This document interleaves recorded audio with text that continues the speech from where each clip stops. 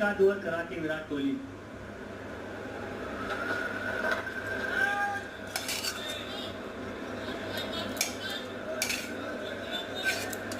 इसके बाद Jonny Bairstow,